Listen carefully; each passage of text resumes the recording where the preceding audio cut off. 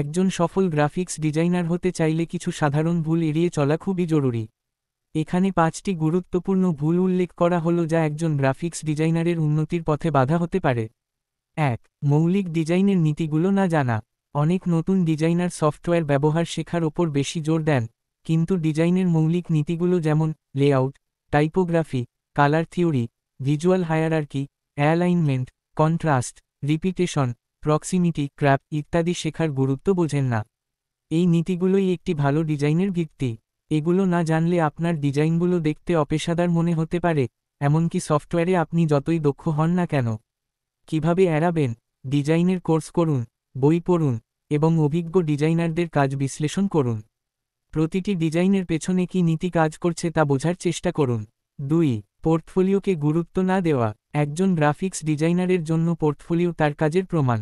অনেকে কাজ শেখার পর পোর্টফোলিও তৈরিতে অবহেলা করেন, অথবা অপ্রয়োজনীয় বা নিম্নমানের কাজ দিয়ে পোর্টফোলিও ভরিয়ে ফেলেন। একটি শক্তিশালী পোর্টফোলিও ছাড়া ক্লায়েন্ট বা নিয়োগকর্তাদের প্রভাবিত করা কঠিন। কিভাবে এড়াবেন? আপনার সেরা কাজগুলো দিয়ে একটি পরিচ্ছন্ন এবং সুসংগঠিত পোর্টফোলিও তৈরি করুন। ক্লায়েন্টের জন্য কাজ না পেলেও ব্যক্তিগত বা প্রজেক্টভিত্তিক কাজ তৈরি করে পোর্টফোলিও সমৃদ্ধ করুন। নিয়মিত আপনার পোর্টফোলিও আপডেট করুন। 3. ফিডব্যাক গ্রহণ না করা। ডিজাইন একটি ব্যক্তিগত প্রক্রিয়া হলেও এটি প্রায়শই ক্লায়েন্ট বা দলের জন্য করা হয়। অনেক ডিজাইনার তাদের কাজে ফিডব্যাক নিতে বা গ্রহণ করতে অনিচ্ছুক থাকেন। তারা তাদের ডিজাইন নিয়ে সমালোচনা শুনলে ব্যক্তিগতভাবে আঘাতপ্রাপ্ত হন। ফিডব্যাক একটি ডিজাইনকে আরও ভালো করার সুযোগ দেয় এবং ক্লায়েন্টের চাহিদা মেটাতে সাহায্য করে। কিভাবে এড়াবেন? গঠনমূলক সমালোচনাকে ইতিবাচকভাবে দেখুন।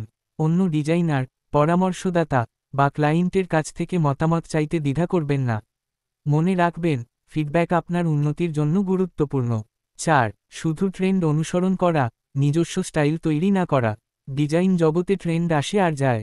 শুধুমাত্র জনপ্রিয় ট্রেন্ডগুলো অনুসরণ করলে আপনার কাজ অন্যদের থেকে আলাদা হবে না এবং আপনার নিজস্ব কোনো পরিচয় তৈরি হবে না। ট্রেন্ড সম্পর্কে ধারণা থাকা ভালো, তবে প্রতিটি ট্রেন্ড আপনার ডিজাইনে প্রয়োগ করা উচিত নয়। কিভাবে এড়াবেন? বিভিন্ন ধরনের ডিজাইন নিয়ে পরীক্ষা নিরীক্ষা করুন। আপনার ব্যক্তিগত আগ্রহ এবং শৈল্পিক দৃষ্টিভঙ্গি নিয়ে কাজ করুন। সময়ের সাথে সাথে আপনার নিজস্ব একটি স্টাইল তৈরি হবে, যা আপনাকে অন্যদের থেকে আলাদা করে তুলবে। 5.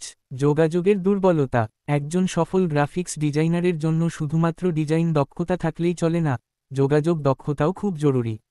ক্লায়েন্টের চাহিদা সঠিকভাবে বোঝা, তাদের কাছে আপনার ডিজাইন ধারণা স্পষ্ট করে ব্যাখ্যা করা এবং সময়সীমা সম্পর্কে স্বচ্ছ থাকা, এগুলো সবই ভালো যোগাযোগের অংশ। দুর্বল যোগাযোগ প্রায়শই ভুল বোঝাবুঝি, দেরিতে কাজ জমা দেওয়া এবং ক্লায়েন্টের অসন্তোষের কারণ হয়। কিভাবে এড়াবেন? ক্লায়েন্টের সাথে নিয়মিত যোগাযোগ রাখুন। তাদের চাহিদা মনোযোগ দিয়ে শুনুন এবং নিশ্চিত করুন যে আপনি সবকিছু ঠিকভাবে বুঝেছেন। আপনার ডিজাইন প্রসেস এবং সিদ্ধান্তের পেছনে থাকা যুক্তি পরিষ্কারভাবে ব্যাখ্যা করুন। প্রয়োজনে লিখিতভাবে যোগাযোগ করুন যাতে কোনো ভুল বোঝাবুঝি না হয়। এই ভুলগুলো এড়িয়ে চললে এবং শেখার প্রক্রিয়াকে নিয়মিত অনুশীলন করলে আপনি একজন সফল গ্রাফিক্স ডিজাইনার হিসেবে নিজেকে প্রতিষ্ঠিত করতে পারবেন।